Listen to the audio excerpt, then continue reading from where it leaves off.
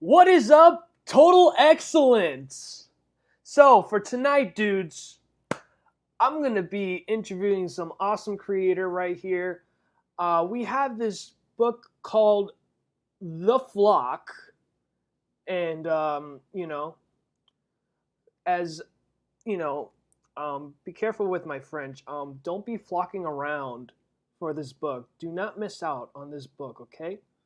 This book has potential. It's really interesting, and I got this creator right here that's pretty awesome. I got to talk to him for quite a good time before we jumped to the stream, and pretty much, I'm just breezing through because you know what? This is my show. But anyways, I'm gonna bring in Scott Wilson to the stream. What What's is up, up? Scott? Hey guys, how you guys doing? Thanks for inviting me on. I appreciate it. Of course, dude. Uh, Anytime, man. You got a really interesting project on our hands. So, what is the flock? so the flock has been in development for like a year or so, and I finally turned it into actually a book this year. Mm-hmm. Um, but the whole concept was it's a prequel to a already existing series that my brother and our good friend Paul have been working on for I want to say several years now, about like Mm-hmm. 4 years, and I needed to do my own thing. I've been helping them with their project, but I was Nice. like, I want to do my own shit. So, Yeah, of course. so I moved over and I did like a prequel series called The Flock. And the series is about a character named Huck Bennett, Mm-hmm. who has he served in World War II, and then he comes back from World War II, and he realizes, all the gangs and villains have been coming up and destroying the city. Mm-hmm. So he starts, cutting down on crime, get the Gooseman persona, goes through and knocks out all these villains. Um, but this is like it happens in 1957, so it's a long time ago. Wow. It's not like that's today's world. So a lot of the technology is very I want to say severely outdated today, mm-hmm. but it's gadgets and stuff that you don't normally see in a superhero having to use for that era. Mm-hmm. And the best part I think about it is how he uses this technology like in certain ways. Like Mm-hmm. it's weird because you're used to today with gadgets from like Batman, from like or Iron Man, and they're just all like perfectly well made. Right. His are a little bit sketchy. I don't know, man. I don't know how you can. I don't know how you can tell me a jetpack could be so outdated. He's pretty ahead of his time. Yeah, a little bit. There's a backstory to the jetpack that isn't going to be revealed till later on in the series, but Okay. um how he builds it, so it's like really really funny how it gets going. So Mm. Okay. but yeah, the series itself, it's an all ages book. All It's right. got the main character, of course, I said Huck Bennett, his nephew Edward, and is his kind of like Robin-ish character, helps him every once in a while when he kind of like babysits his nephew. Right. so he has to have him come along, and then Right. his best friend and also war buddy, Jackie Oakes, who the best way to describe him is he's kind of like a very distant relative of Paul Mm. Bunyan. Right. So he's got like that muscular lumberjack feel to him. So he's also very Canadian as well. So Nice. that's another thing. The book takes place in Canada, so a little bit different. It's not Yeah, U.S. it's quite different since your Twitter handle is Scott from Ohio. So I just want to know how the heck did you get from Canada to Ohio? Because that's quite of a huge Well, leap. Well, it's a small leap if you think about it. I live near Cleveland, Ohio, and I could just, if I do run hard enough and jump high enough, I can jump over Lake Erie and land in Canada. But it's just a far jump. So the reason it's Canada, well, the city itself that the story in the series takes place Mhm. is called O City, Canada, and Okay. it's the same city that Canada Bear, my brother and Paul's story takes place. So it's kind of like the same city, but kind of like a prequel going on before like all the situation that happens in Canada Bear, which is its own book, and it'll be probably having a campaign after it finishes its previous campaign in this month or so. We might do a campaign next year for the future issues of it, but right now I'm working on the Flock, and I love it. It's been so much fun. Mm-hmm. It's, you know, I have never had you know, it's different from previously. I used to just print it and sell it in stores. Okay. Having the crowdfund community is like a totally different, because it's the difference is like you go to a store, you give some your comic, the guy is like, this is okay, but you're actually not getting the feedback from the audiences as quick as you would be with a crowdfund, which is, I'm so happy. I'm glad it's been, you know, going pretty well, but I'm just glad with the feedback. I like people getting excited for something that I'm working really hard on. Yeah, so. I bet, dude. Yeah. I see you jumping to streams, dude. You jumped to Rebel Gaming, which is my buddy LP. Yeah. You jumped to oh my goodness, I even saw you. Oh, the Steel Cowboy dude. Yeah, Ironverse. Yeah, Ironverse. Yeah, yes. I saw you on Ironverse. Nice. You did a fantastic job, by the way. So, yeah, you know. I mean, he and I relate very well. We have a lot of like, we were talking previously before the stream started, and we just both kind of have that same mentality of you always got to stay hungry. You always got to be wanting to, you know, improve, but also really get things done, you know. And we really have that same mentality. Yeah, no, that's fantastic, dude. Yeah. No, so I gotta ask you, dude, just so we get to, like, the audience gets to know you much better, like, you know, who you are, that you as a, you know, you say you're a writer, like, why comics? You know, have you done novels? Have you done screenwriting before you did comics?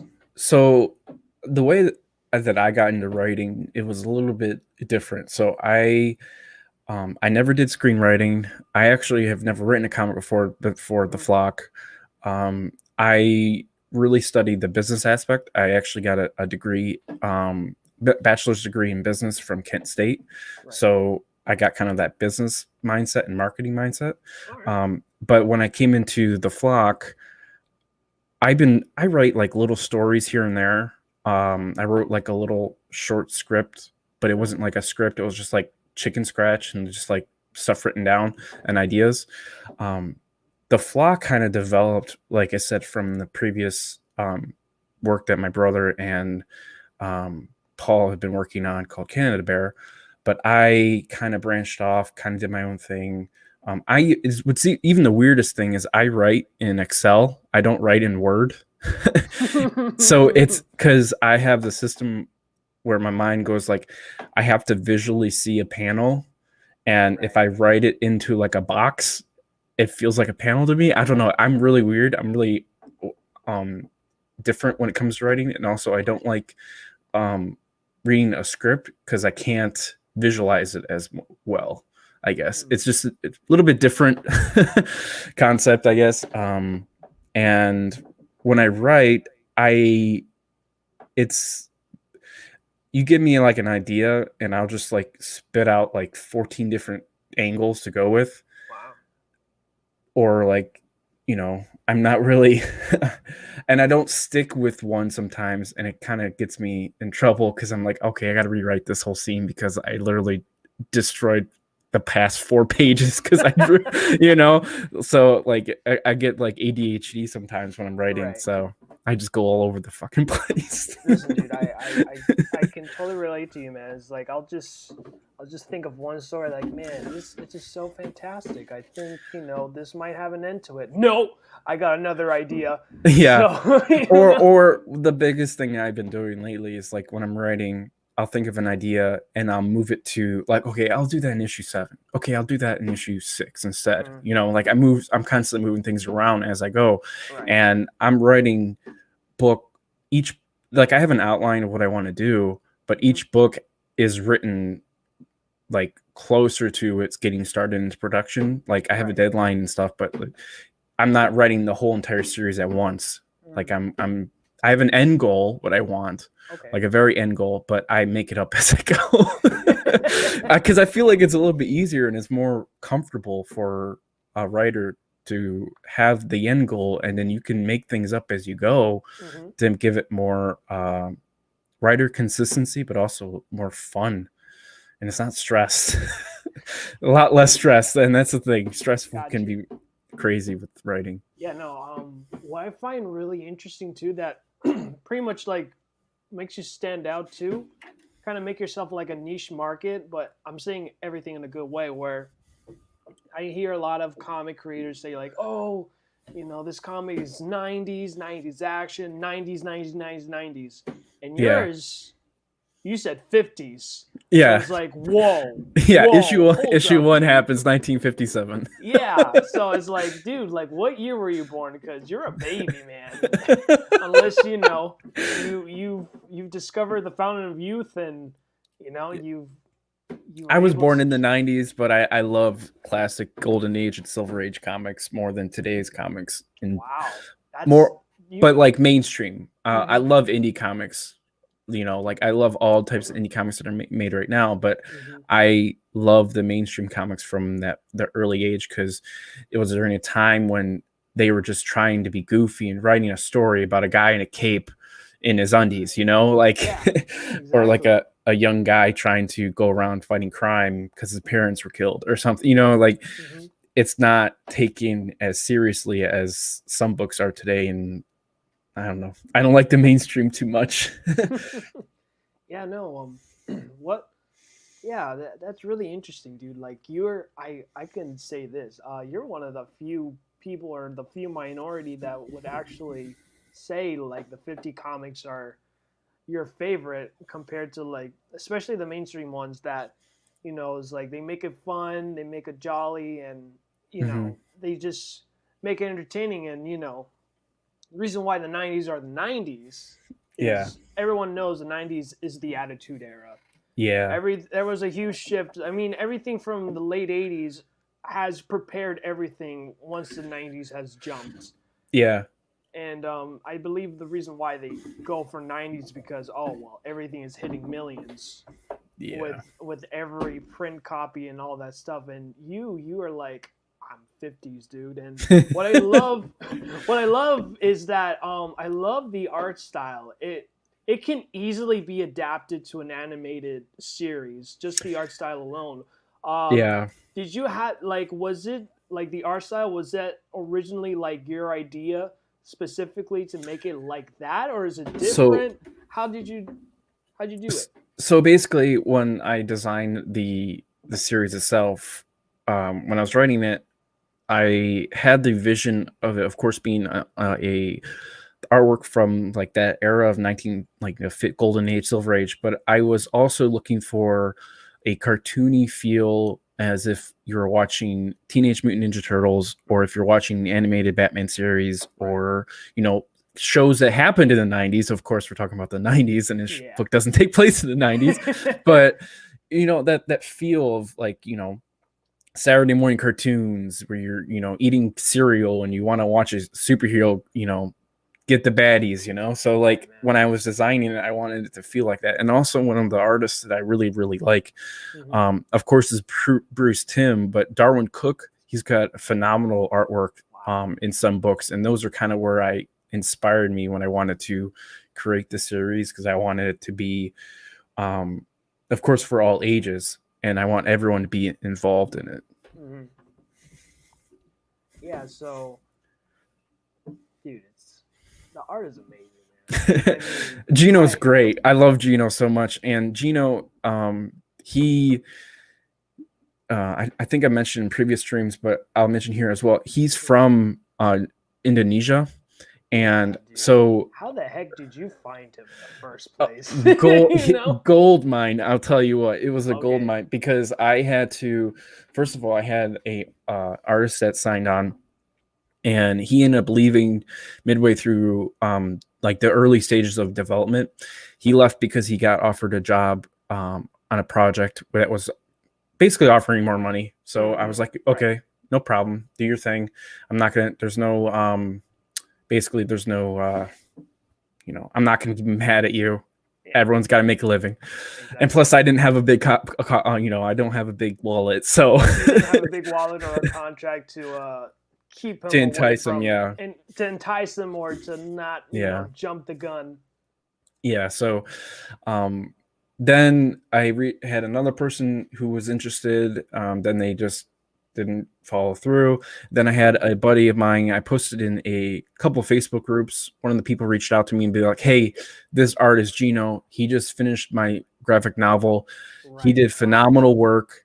I told him I'd get him work, like get him jobs, whatever, Mhm. because I don't have anything for him right now." So he reached out to me. I reached out to him, and we just went from there. And the funny thing though is because he's from Indonesia, Right. he uses like a Google Translate or a translator sometimes Mhm. when he in the text. Yeah. So I have to be very careful when I'm describing things. I have to go and like if you're like talking with like me and you, I can be like, Gooseman jumps off building. Okay, Right. you'll know what that means. I have to put in, Gooseman leaps off building with his uh, right arm forward leaping into the sky. Oh Like wow. I So have you got so really good detail. I have to add a little bit more detail to make it easier for him to understand. And Mhm. then from there, it's just his artwork is just phenomenal. It just comes out really well done, and I Wow. really appreciate everything that he does for me. And he's very fast too. Where he just Wow. completed issue 3. It's inked. It's Wow. inked. Like I just have to letter it and then color it, which That's coloring is a big old fantastic. process. But issue Yeah. 3 we got done 2 days ago. He just basically sent me everything, and he's just a great artist. Very fast too, very thorough. Yeah, of course, man. And we got Nicholas Muller here, and he says that he Hey loves the Nick. colors. The covers look fantastic, man. I gotta say, man, they are fantastic. So that's another thing too, where when you go back to the '50s comics, is like um before I jump into that, uh when you were getting your artist, what, like, when your first art, how far along within the process from your first artist that he was working on the first issue, or was it So like pre-production? it was very early stages pre-production. Okay. It was more like designing of characters.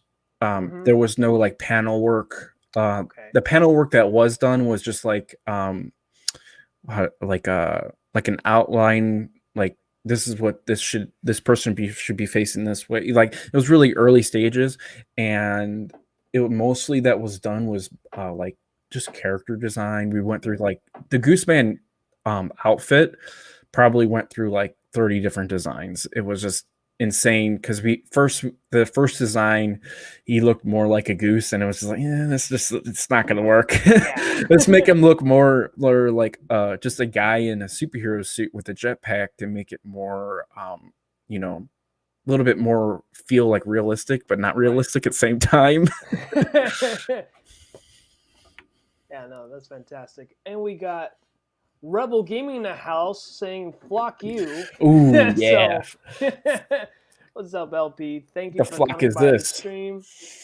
I don't know, dude. Some flock, I guess, just flocking around in each stream.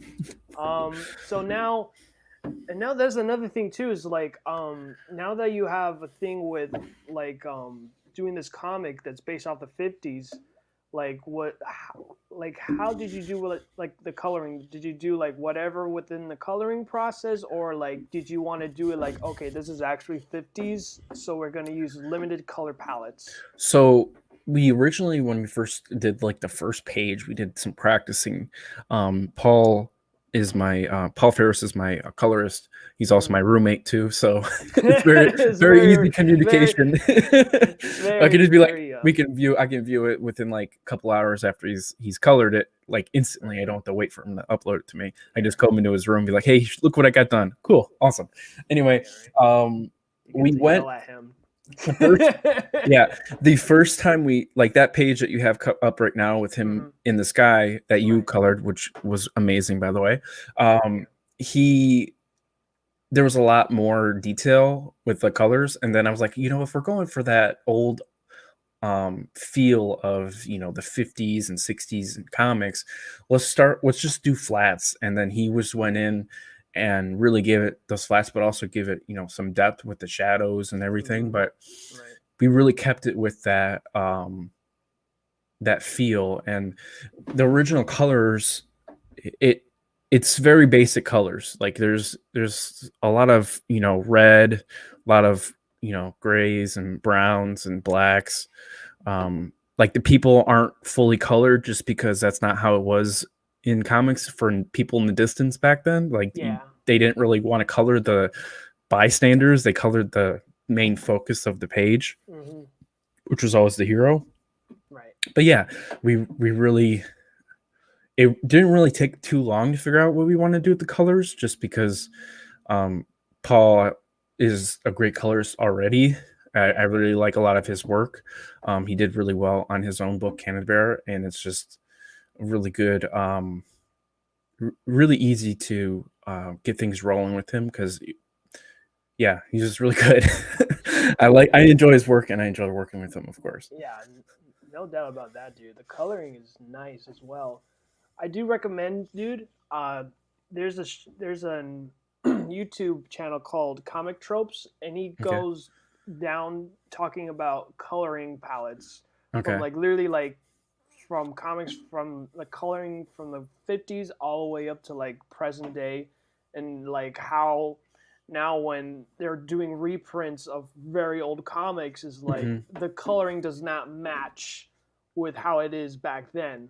Because back then there was limited color palettes. You got magenta, cyanide, and yellow.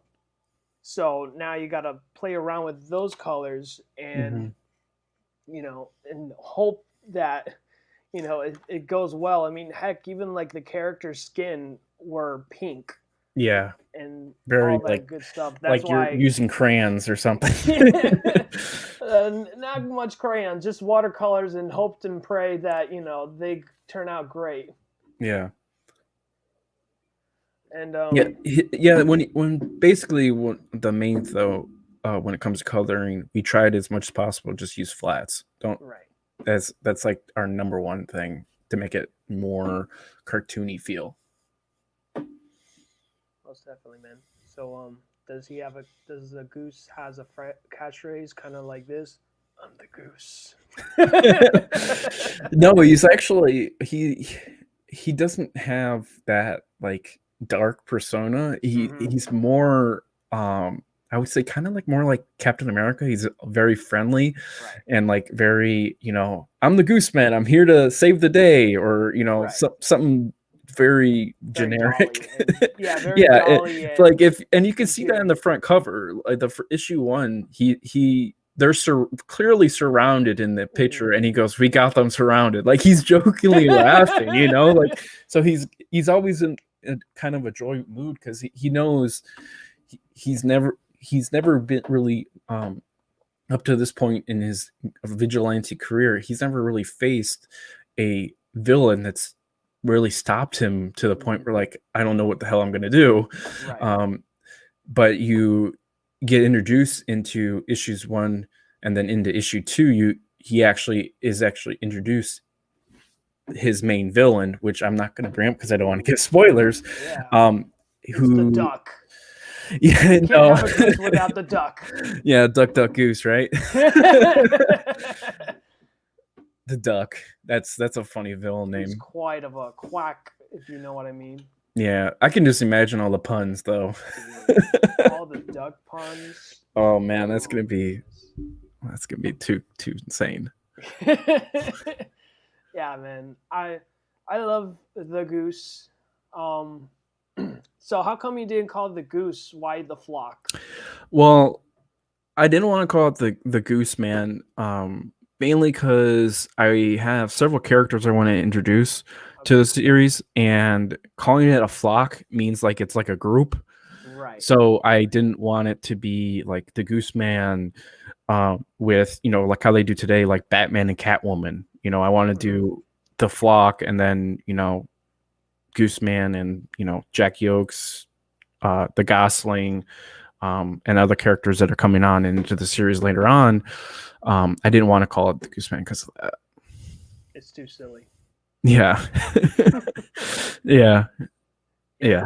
Yeah. I like the name The Flock because like instantly I'm like it has to be like some kind of team book that he's slowly building up because right Yeah. now we just only have two characters. Um, Talk to me more about his sidekick character because now you got this jolly dude that's having a heck of a time just fighting crime, and then you got his sidekick who he's babysitting, but he's Yeah. getting full permission to fight crime next to him. Well, How, yeah. So like he's not really given permission. He just basically comes along. oh, okay. And So he so just like forced his way into this whole yeah. situation. So a little bit of background of Edward. Edward is like your normal teenager. He rebels. He doesn't like doing things that his adults tell him to do. So a Okay. lot of the times in the previous issues before the current run right now, because there's the backstory is that Edward discovers that his uncle is the Goose Man and does not stop talking to him about it. So like, the stubborn kid also he's trained to help him fight, but he doesn't want his nephew to be in harm's way. Like he tries as much as possible to tell the kid, "Hey, stay home. I got this." But the kid is so stubborn that he'll automatically be ready for action. Like he's always, in the mood to like fight crime to the point where in issue 2, Huck turns around and the Gosling's already in his suit ready to go. He's like, dude, what are you how are you already ready to go and fight crime? He's like, I'm all ready to go.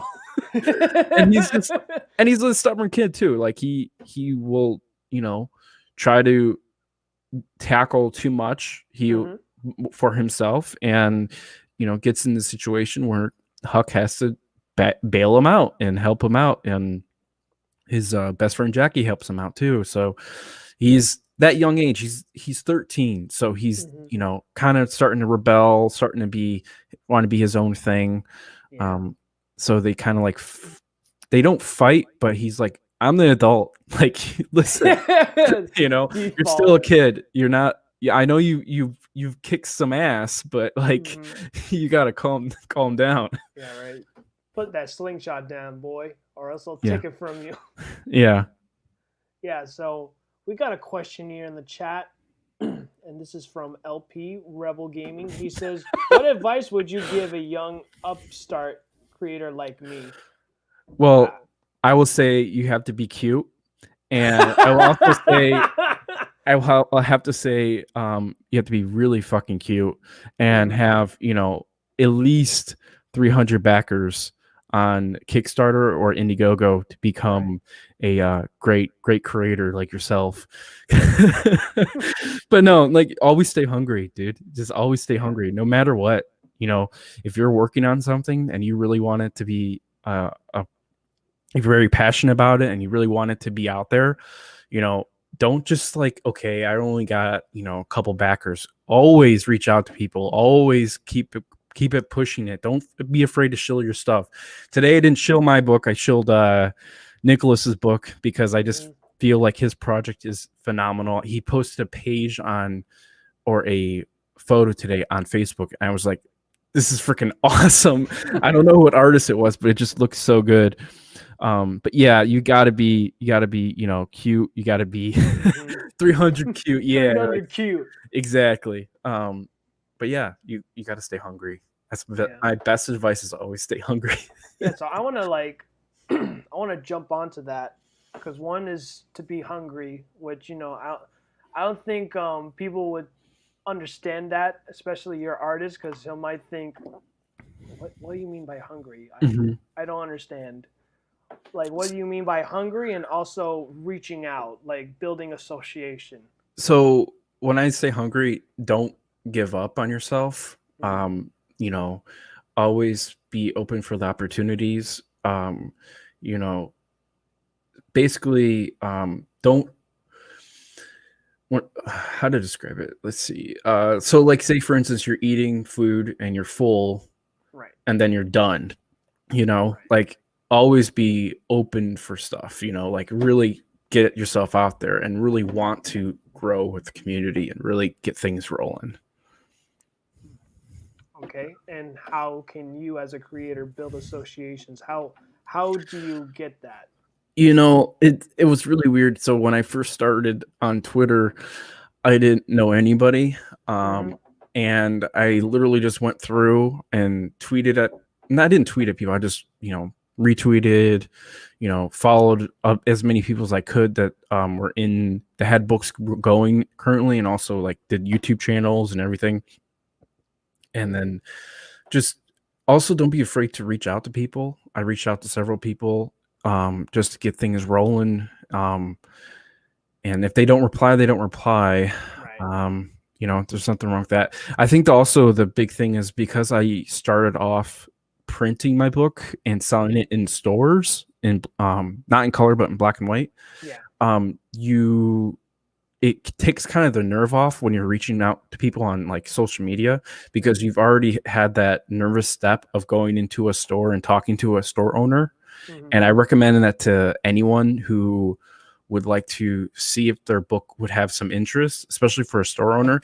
Even if you don't have it in print, or if you do print it and put it in a binder or whatever, and give it to the owner and be like, hey, would you sell this in your store? Would this have any interest? And that give you an idea of kind of quick feedback. Hmm. And that feedback's very, very, very well to be received, I guess. At least to me, like I need to have some type of feedback. And Yeah. when I started basically the Indiegogo campaign, Hmm. I've gotten some of that feedback from streams, but also from people on Twitter that reached out to me. It Don't be afraid to criticism. Also, that's another thing to add to that. But get over that hump of being nervous or afraid, because I've gone into stores that did not like my book. I'm not afraid to say that they did not like my book. They didn't like the art. They also didn't like indie comics as much. Yeah. They were focused more on mainstream because that's their market, and they didn't want to expand into indie because it's just, to them, it's not profitable. Okay. So Yeah, no, it's totally understandable because, unfortunately, with retails, especially now that I heard a new word called what is it called? Retail quality, which yeah, it was quite interesting. But retail quality books, which could be anything. yeah, I mean, I could say, well, the book is cool, but it's not retail quality, and I'm like, what do you mean by that? yeah, So um, I mean, there'll be a few books where I'll be like, that ain't retail quality. Like, why is Naturally from Image Comics even part of your, a part of the stand? It's like not yeah, even kids can't even read that. Like, you gotta make sure like it's like really in the higher shelves so they don't reach it or see it. yeah. And But I've had that at a couple shops I went to, mhm, where some of their book displays, like the one shop that has my book currently right now, it's in its own section for local creators, which is right, great. I love that because people get drawn to that because it's local. But right above it is books that are not, like, I told them it's an all ages book. Do not put it in your please don't put it in your books that are for 15 plus, or mhm, 18, right, mature. And the shop did it, and I had to be like, hey, can you please move this? I don't want, yeah, of course, and I had it kind of like a discussion with them. It ended positively, but okay, I was like, that's good. please don't put this near books that little kids shouldn't be around. Mhm. We got here Neostar Productions. Thanks for coming by, buddy, to the stream. So, yeah, I mean, Scott, you seem like you're a gentleman that is a way ahead of the game. Like you've got your book printed physically before you even Yeah, jumped onto crowdfunding. You had feedback, and everything. Now Yeah. that you were basically in pre-production mode and you got the black and white comic, you got an idea what everyone's been saying. Now, why the bold step of okay, I think I feel confident enough to have it in crowdfunding now? Yeah, so like I said, I wanted my social media kind of grow a bit. I wanted Mm-hmm. to reach out to people, make connections. Connections is a big thing. Yes. I wanted to talk with other creators, how they did their books, and like how they did their Kickstarter or Indiegogo campaigns, like how they get things rolling. Um, you know, I think the main reason I stepped into doing an Indiegogo was because I really wanted that national attention. I wanted the book to be able to be seen from not only the US, but in Canada, Europe, all over Australia, around, Mm-hmm. because locally, you know, the demographic locally is around Cleveland. I'm in 5 stores, and that's just 5 stores, and this was just local people. Right. I can't reach just someone in California from a store that's in on the west side of Cleveland. Right. I really got to reach out to uh, more international and national audiences. Mm, So that's why I wanted to move it onto Indiegogo. gotcha. Yeah, no, it's cool, dude. So what's the game plan like? What do you plan on doing an in demand after the Indiegogo is done, or you gonna just after the campaign ends, like it ends?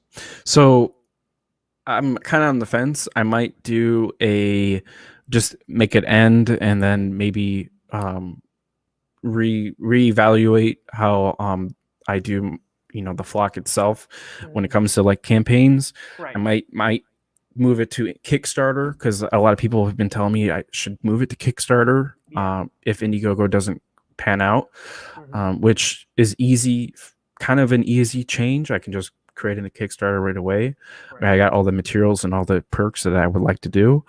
Hmm. But also at the same time, I've got a bigger networking. When I first started the campaign, I didn't have as many people that I spoke to or reached out to. People started reaching out after they started seeing it on Twitter and be like, "This guy's got some interesting work. I want to talk to him." Right. And so they started reaching out back to me, which is phenomenal.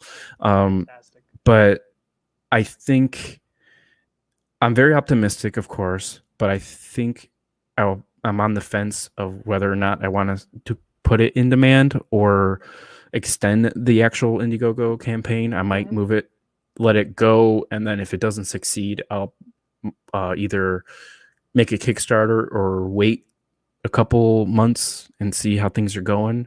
But we'll see what happens. I'm really leaning towards making a Kickstarter, Hmm. probably at mid-November, or waiting till the first of the year. Hmm. But here's the difference, though. If I were to go into doing a Kickstarter and move it to, say, February, Okay. the book would be already colored. Yeah. It'd be already basically done.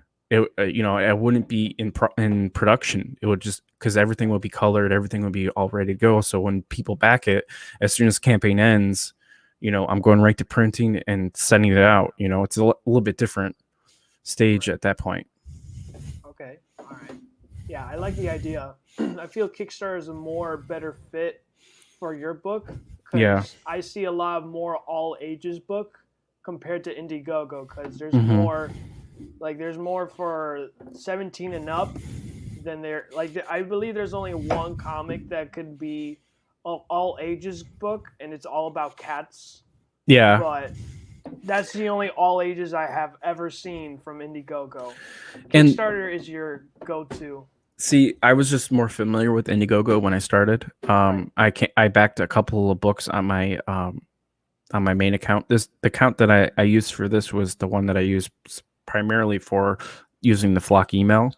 Nice. But my main, like the books that I started when I really got into Indiegogo was back when I was in college, which was in 2015, 2016, when the Indiegogo with comics kind of blew up Yeah. in a way where like there's a lot of campaigns going at that time Mhm. that people are going on. And also there's a lot of campaigns that are still not done, and it's been 4 years. Yeah. Where is my book? Where's Tyler, my you book? know. It's just it's uh it's just what I was familiar with. And Yeah. I'll probably do Kickstarter. I'm leaning more towards it every day as I go. Um and we'll see. We'll just see what happens. It's all up in there in the air. Yeah. We'll see.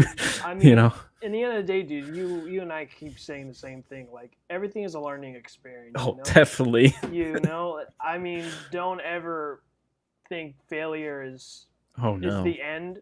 Failure is a new way to learn. And Oh, hell yeah. if you learn, I mean, I think the worst thing you could ever say is, "I know." And if you say like "I know it all" or anything, that's Oh, when you no. stop learning. Yeah, I learn every freaking day. Like, I'm not gonna lie.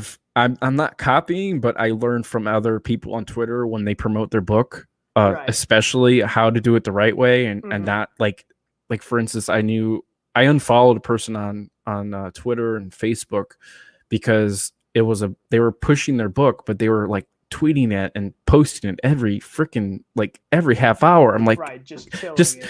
just put it in an ad and call it a day. Yeah, right. It was just getting insane, and so I didn't want to do that. I didn't want to post it every freaking day because I didn't want people to get annoyed with it, because I got annoyed and I was like, I don't want that to be the same reaction everyone gives.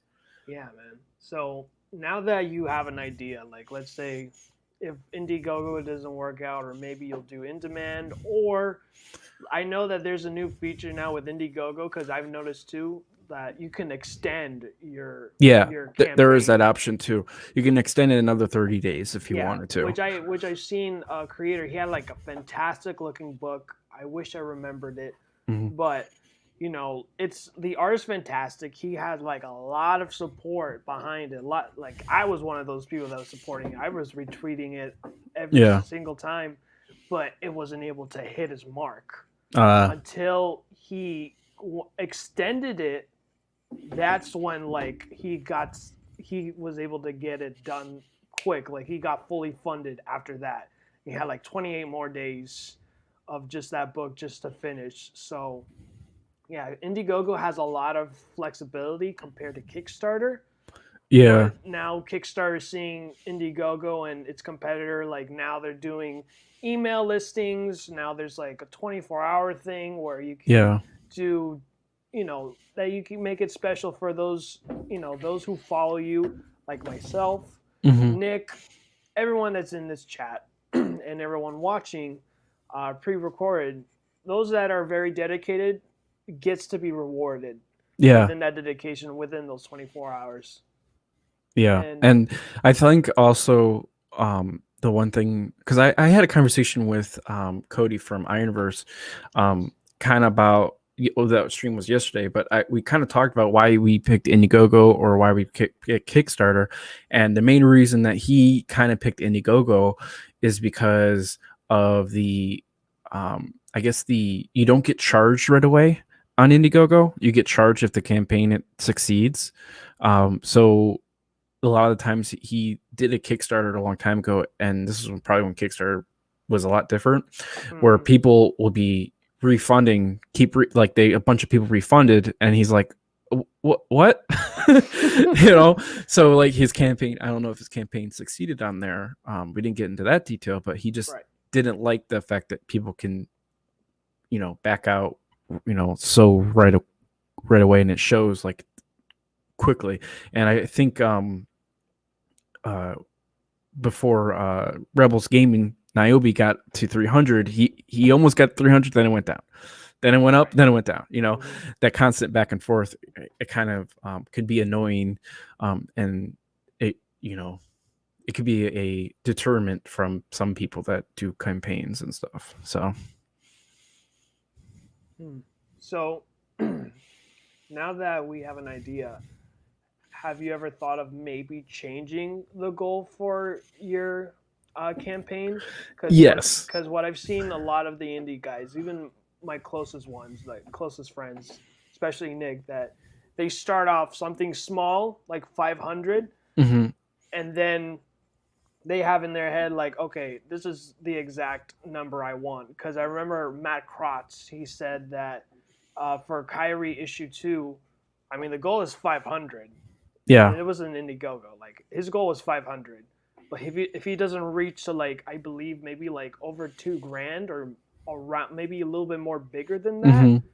then he says I'm gonna refund everybody their, you know, Yeah. their book or whatever they funded for because it did not hit that mark. Yeah. So I put 1,500 just because I didn't want to go like a lot of money, and I wanted it to be a little bit lower. Um, of course, thinking back on it now, I probably should have had a little bit under 1,000. Mm-hmm. Um, and I wanted to, that's just something I learned as I was going. I was like, yeah, I probably should have started around either 1,000 or 500 to Right. give, because it looks a little bit more enticing when the percentage is like 50% instead of Yeah. 16% Mm-hmm. for people that are just coming. Oh man, this book is already at 50%. I gotta grab it because Yeah.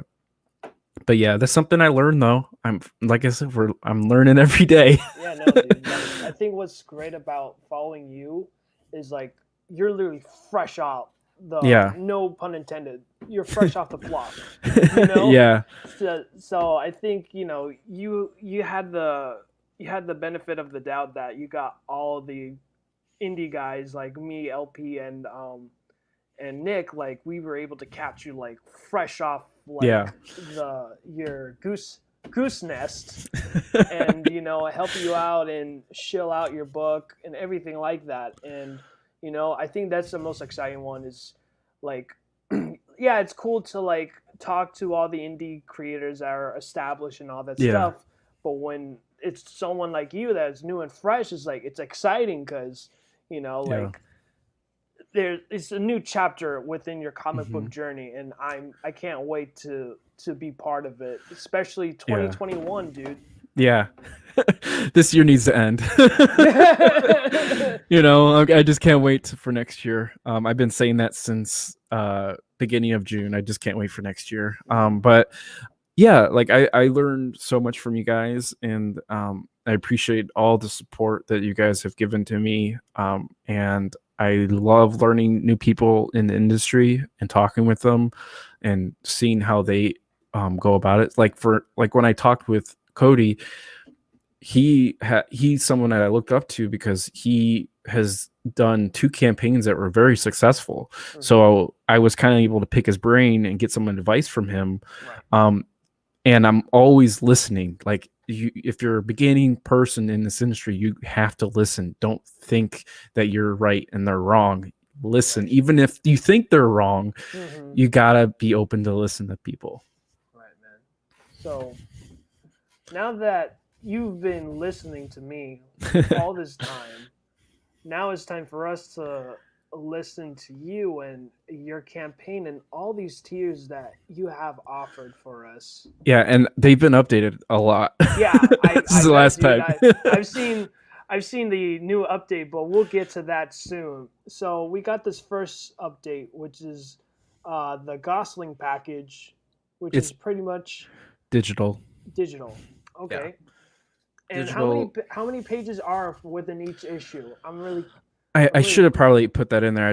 I might have put it in there, but I might have not when I transferred over from the document. But the issue 1 is about 21 pages, and issue 2 is 25. 24, 25. I think it's 20. Yeah, it's 25. Sorry. Okay, so we got last time I looked. Yeah, because you also got to think of the the credits page, so I take that out of the count because that's not really a page to me, it's just the credits. So I gotta deduct that, so it's around 24 pages. All right, so in total we have 46 pages in both PDFs. Okay, that's awesome, dude. All right, and this part I love because if you ask me if I like colors or black and white, I go for black and white. Okay. So yeah, so this is Yeah, I'm sorry, go. No, you're fine. Sorry. The Flock Classic is kind of a perk of what actually selling right now in stores. So it's got its own. Um, it's basically it's already printed. So I'll be able to ship those out. As soon as the campaign ends, Right. so people will be able to get a physical copy of the book, but it's not in color, so you don't have to Right. wait. And I have it cheaper because that's kind of like it's not in color, so the printing of it wasn't as expensive. Mhm. So that's why the tier is a little bit cheaper, and it's also very affordable. Yeah. Tier Black for physical copy. Of course, dude. Black and white all the way, dude. Um, so you only have so you have 25 leftover physical Yeah. copies of the black and white. Yes. So it's yeah, 25, and they're shipped together, so they're not going to be shipped separately, of course. But I'll have it I'll have everything in Gemini mailer with bubble, envelope, everything. The reason it's 25 is because that's currently what I have left. Right. And I don't want to go higher than my inventory because that's just insane. Yeah, I have to go get more prints, and I'm like, these are already printed. And plus, also, those prints are the first official prints of the book. Okay. So, things have changed in not only like the lettering, because the first time we printed issue 1, some pages the lettering was off, Right. which we fixed, of course, later Mhm. on. But those are unique because it's first printing of the actual book, and there's Okay. some errors in it, but they're not like horrible errors. They're more like Right. size of fonts were a little bit different than they should have been. Mm. And so yeah, that's kind of why it's more unique for it being its first print. Okay. I like it. And of course, everything is signed. Anything that's printed that gets shipped out is signed by me. Oh, awesome. So that's another thing to add. All right, that's good to know. So it's just only you going to be signed. It's not going to be your colorist as well. I can get Paul to color, or not. Well, of course, he's You're coming. gonna I can get. you're gonna hire I can Paul get to him. color his signature. Yeah, no, he can sign it. It's really hard to get Gino to sign. I don't think Yeah, I'll of be able course. to at all. I'll probably his signature is on every cover Right. already with the artwork. Mhm. I wish I can get him to sign, but Yeah. he's in Indonesia, and the cost itself for me to spend money to ship it to him and then ship it back to me and ship it to all you guys, that would just take forever. Yeah. I wish sometimes that I could have him, we both meet in a city somewhere and we just, Mhm. meet a cheap hotel and, just get signing away, but that would just, Whoa. that'd be, get Okay. things. What are you guys doing in there? Oh, we're just signing books. Oh, so that's what the young people say nowadays. Signing books. Signing Yeah. books. All right. Yeah. No, okay. All right. Now I can see why there's a limitation of the tiers because that's what I was wondering because once we go all the way down to the other tier, which just has like everything, it does not have the black and white, which I was like, Yeah. oh. But now Yeah. I totally understand now. It's the very first print of the Flock. Yeah, and it's Mistakes very limited and all. too. Yeah, mistakes and all. I love that. Mistakes and all. That's awesome, man. Happy little accidents. Happy little accidents. So now we got the I love the wording. The Jackie Oaks package. So yeah, what does it come with the Jackie Oaks? it's 3 posters. The one poster is shown below. It's actually that page that you colored the other day. So Oh, there's wow, okay. that's one of the Oh, wow. posters of, I think it's page 6 out of issue 2. Mhm. And then the other 2 posters, one of them is kind of a preview of issue 3, and then the third one is another one that Gino's actually working on right now. So that one's actually not complete, but we have at least one of them done. So Yeah. Oh, that's awesome, dude. So it's just only posters. It does not come with the comic. no, it's just posters. It's like just another perk. Just only the poster. Okay. Do you have like an add-on just in case if they want the poster? Is a comic part of the add-on? Yeah, I believe so. I think it should be an add-on. I have to look double check again Hmm. tonight, but I believe it's an add-on. Okay, no doubt about that. Now we got. This is the one that I got died laughing after because I feel like I had some kind of influence. I Yeah, even you tweeted did. about it after like I colored your the flock, and it's called. This is my favorite tier, dudes. It's called "What the flock is this?" So, so, dude, I want to know is like what persuaded you just to say to make this tier? Honestly, because I feel like it's a tier that would be for someone who doesn't know what's going on and Hmm. wants to get involved with the campaign, doesn't want to flock over a bunch of money. And so this is kind of like a introduction to the series. It's issue 1 in color. It's just issue 1, and then you also get a poster with it. So it's like Right. something, it's an introduction, like I said. But I created it after the conversation I had, I think, with you and Larry on his channel, Okay. when you guys are both going like, "What the fuck is going on?" And, like, just that whole conversation. So like, I was like, you know what? I'm gonna make that a tier just because it's such a uh, funny sentence to say. Yeah, And that really inspired the idea of that perk. that's Um, awesome. and plus, at the time, remember in the past, I didn't really have that many perks because it was my first campaign. I didn't know what the hell I was doing. Yeah, I felt so limited with Yeah, like so even I like that's why I seeing added it. so many. So That's great. No, that's great because that's one thing. Whenever you do campaigns, like you don't want to be very limited because just imagine you go to a restaurant and the only thing you can order is three in the menu. Is and like, three cheeseburgers, yeah, one with American cheese, one with Parmesan cheese, and one with mozzarella cheese. And that's it. That's that's that's it. the American way, baby. Yeah, man. I love those doubts, either that or just flock on over to another burger place. Exactly. So now this is the one. We got the Gooseman package. So tell us, what does the Gooseman package has in store for us, dude? Because It's it's a lot. Yeah, so it's digital and print of Hmm. issue 1 and 2. Of course, signed. Each book is signed, like what we mentioned before.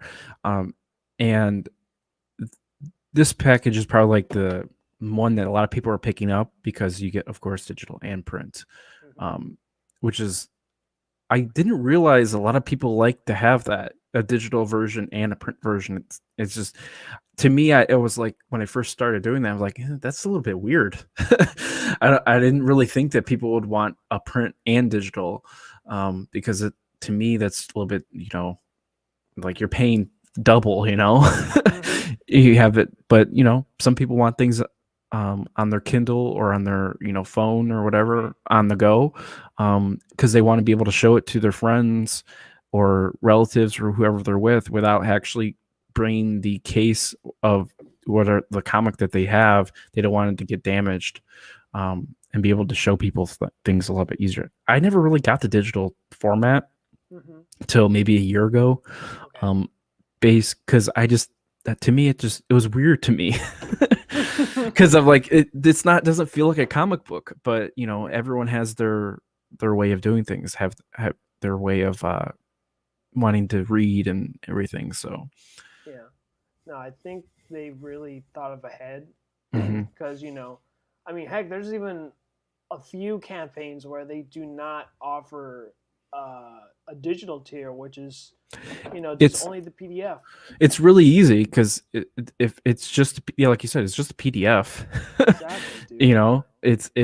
You can also, even when you go printing, some of the times the proof of the book when you go into printing form is it's it. You just have to save that document and then you're good to go. Yeah, right. It's not very hard. Yeah, dude. It's like I understand why they don't want to do it because of piracy, but is at a point where like they could get the physical copy, scan it, Mhm. and then convert it to a PDF. I mean, there's See, the weird thing with that is you have, um, you know, there's you can get your stuff copyrighted. It's not that hard. Mhm. And even if they do, that means that more people, it sucks that you're not getting money, but your audience is growing. Think of the positives. You think of more people reading your book, wanting to actually put in the effort to pirate your book per se. Yeah. That takes a lot of effort.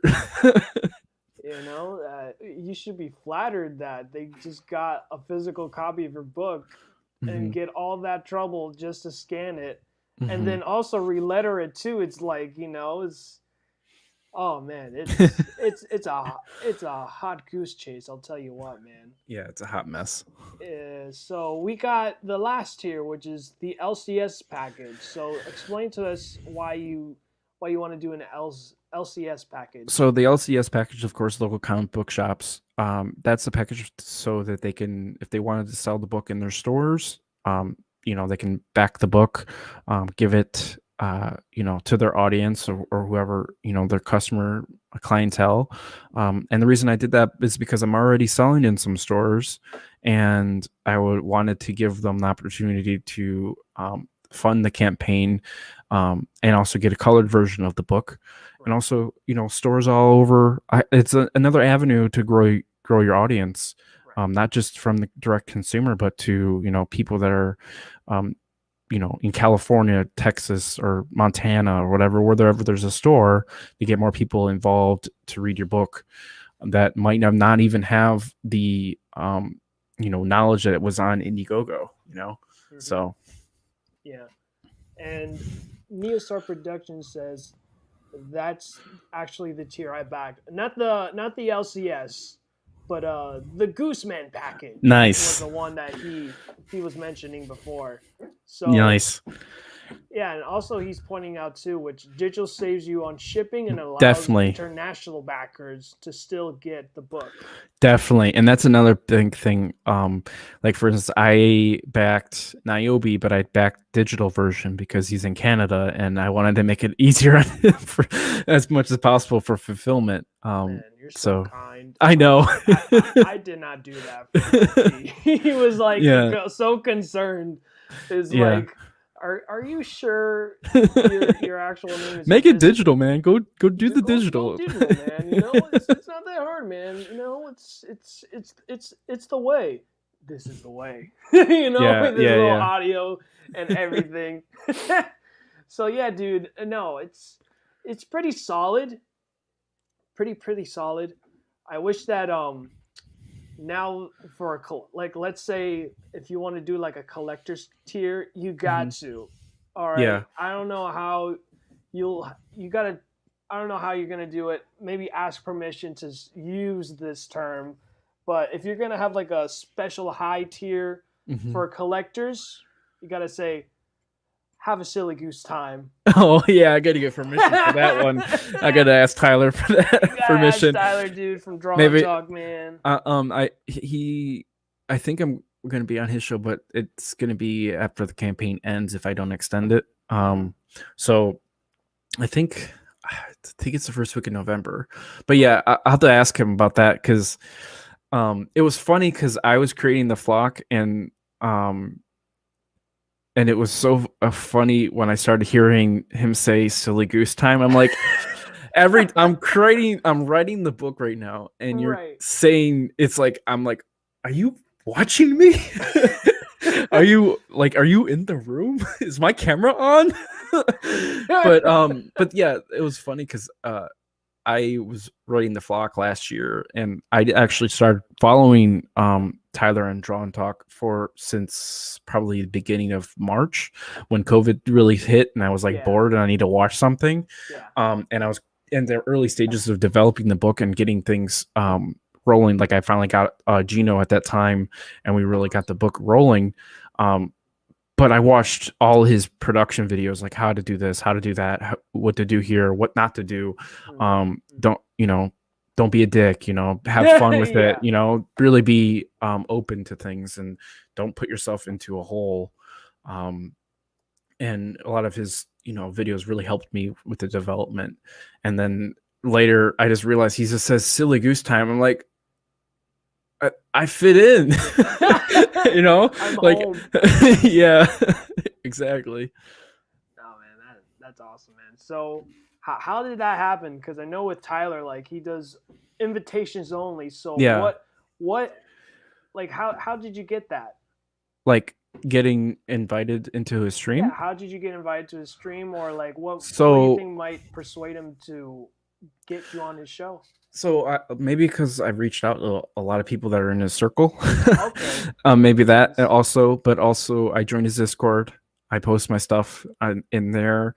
I talk to people in his Discord a lot.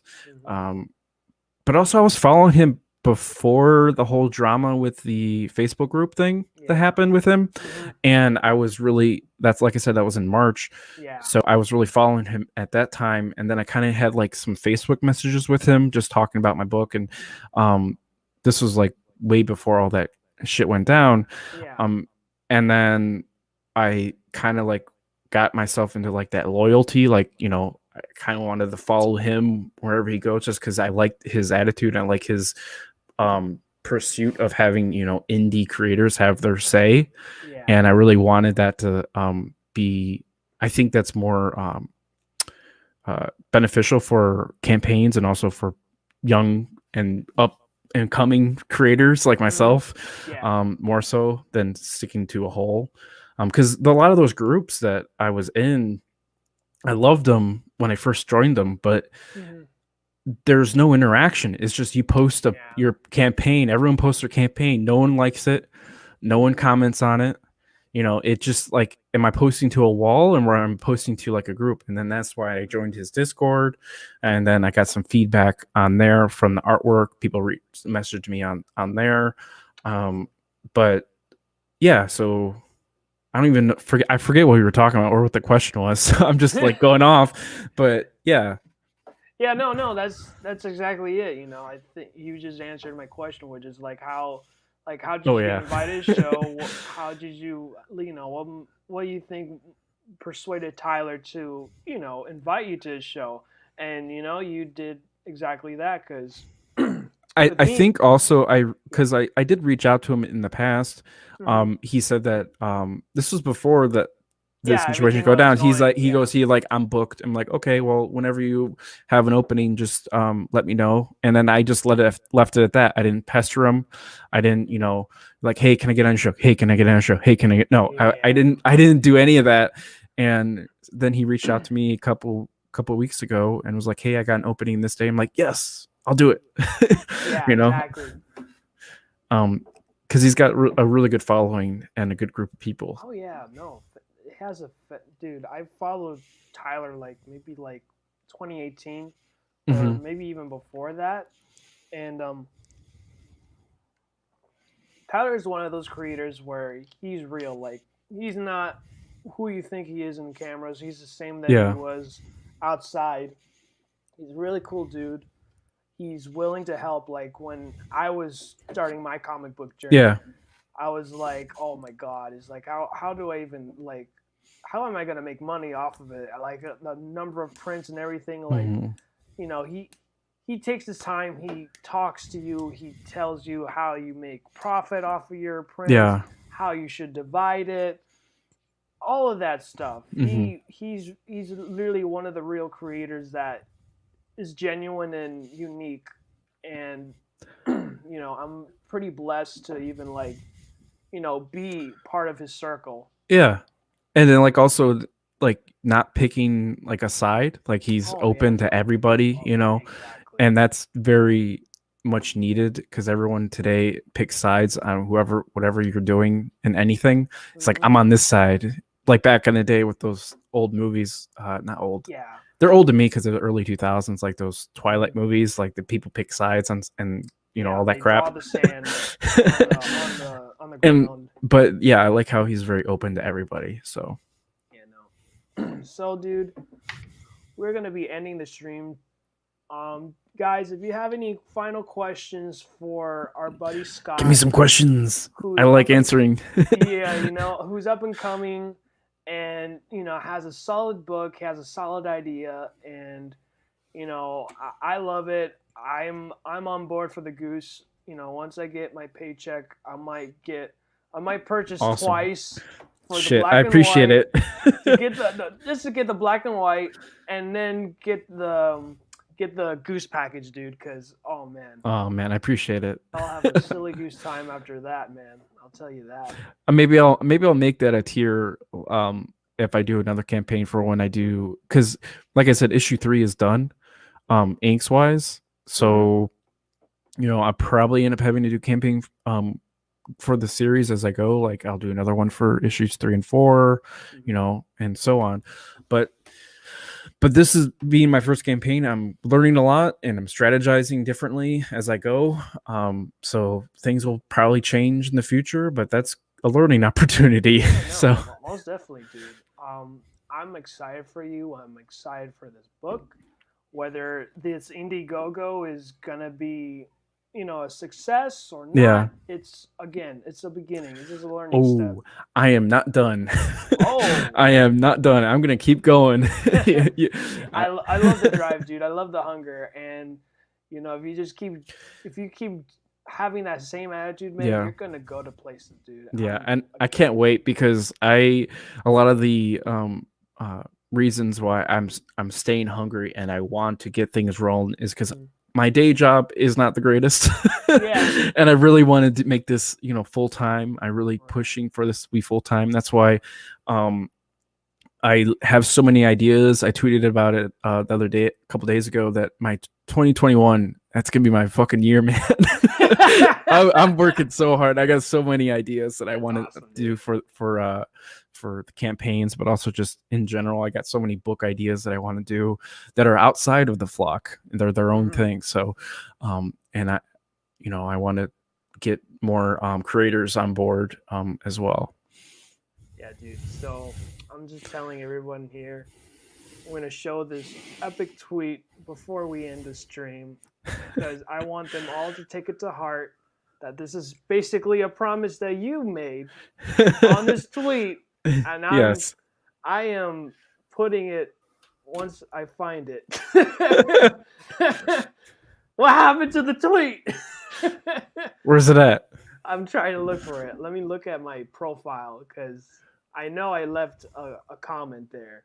So that way I know exactly. Let me see if I can find it too. You won't hide from me, Scott. If that's your real name. Maybe it's the Flock. Maybe it's the villain of the Flock. Oh. Found it. All right.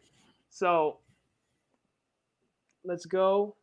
So, dudes, this is his New Year's resolution, dudes, for 2021. We're not even close. We're on October, man. That's how hungry this guy is right now. So let's go to the tweet.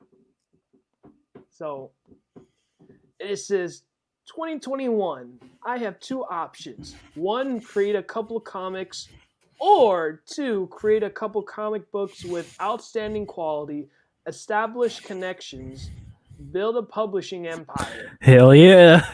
I'm going with the second. Got to think big, make big. Who is with me? Indie Comics and Make Comics. And I'm the one that likes to be extra, in the comment section below.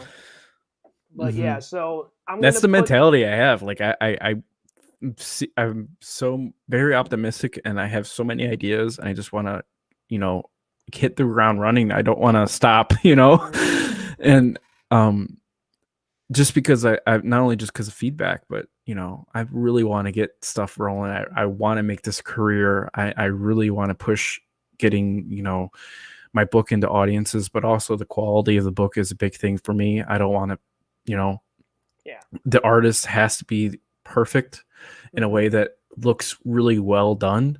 I don't, sometimes people create projects and the artwork isn't that great, but they have a good following because they have a big, huge group. But I want both. I want a good group and I want a good artwork to make people happy and want to get involved. All right. So we got some questions because Neil Star Production is always the dude that always asks the questions. Yep. Let me see. The Flock can fly. The Flock can fight. Does the Flock have any other skills or abilities? He's got charisma. You know, Yeah. he thinks on his toes. He's Mhm. very witted. He, of course, he doesn't have any superpowers. He just has, he's like a vigilante. He's kind of like Batman or Iron Man. He's got gadgets in his utility belt, but he can't fly on his own as much as he's tried many times in the past. For like the background, like he before he had his jetpack, he tried all different ways to get around the city, and he's like, "Let's just get a jetpack and just call it a day." But those are like prequels, I guess. Like Okay. way they're not even in the books that are currently right now, because the books right now it just goes right into the story of what's been going on. So it's not as there's no at this time there isn't a uh what's it called, the background, what's it called, what's the word I'm looking for, um origin story. It doesn't Okay. start with an origin story. It goes right into the actual action and the story as it's going. Like you already know, you get introduced to the character, but it's like it's moving. It's not, my parents died and I grew up an orphan and I did all these things. No, it's just right into the story, so it's a lot bit different. All right. We got only two left from the Neo Star projections, and the Awesome, great second questions. question is: what kind of food does the flock eat? Well, he likes pancakes and maple syrup. And he loves tons and tons of French toast. Oh man! He drinks his coffee with coffee black, doesn't put anything in it. Wow, And that's hardcore, man. he's very Canadian. He's got tons of maple syrup, and um, and it gets sticky. I will say in issue 2 of the flock. Awesome, man. All right, last question, and it's: is the flock aware of the Canadian shift? Does he know Miss Maple, Canada Bear, Charger, or the Canadian Shield? So no, the only person he will know in future issues, because like I said, the flock takes place in the 50s. Canada Bear takes place in the 90s, so Canada Bear doesn't even exist at this point. But this is just its own thing. He does not know any of those other characters. Maybe in the future, we'll see. Mm, You okay. never know.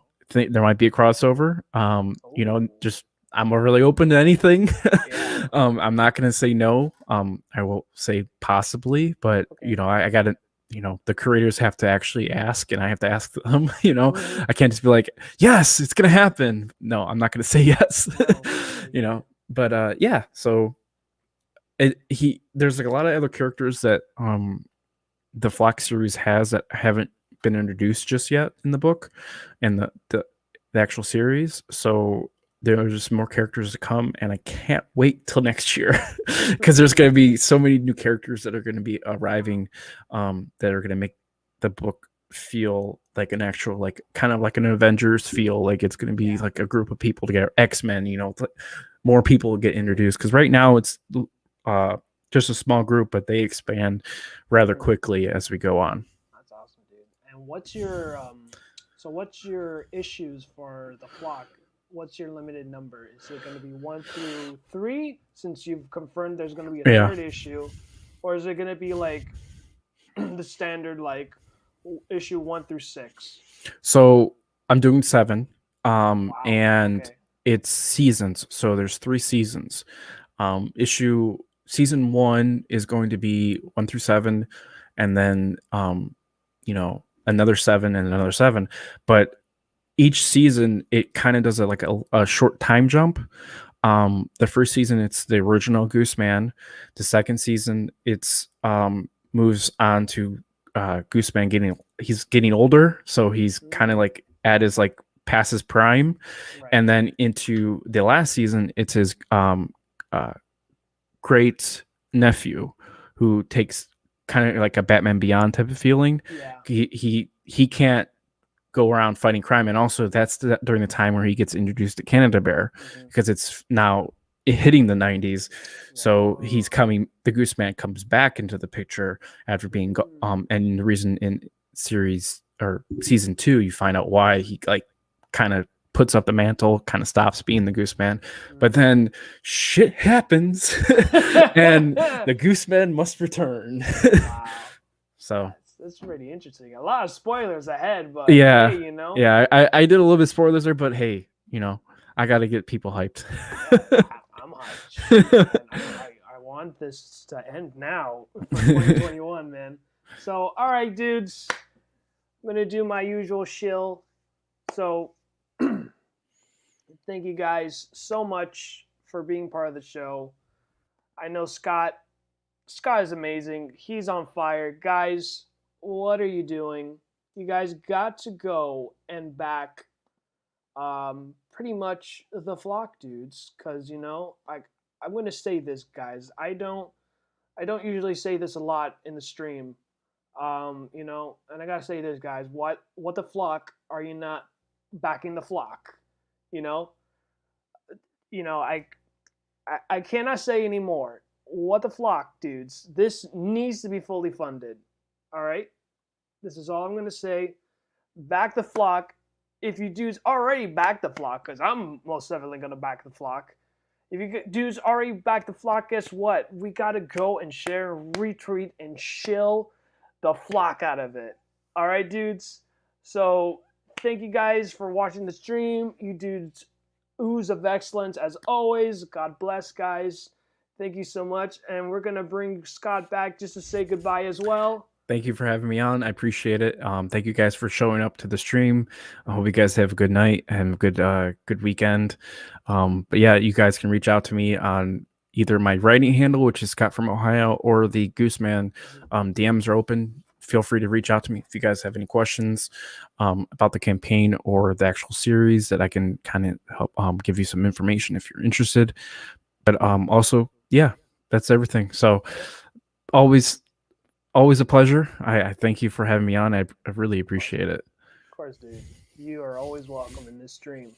All the information just to reach out with my new friend Scott here in the description below, dudes. There's no way, because this guy is everywhere, and that's that's a foreseeable future. We're gonna see him everywhere. Hope so.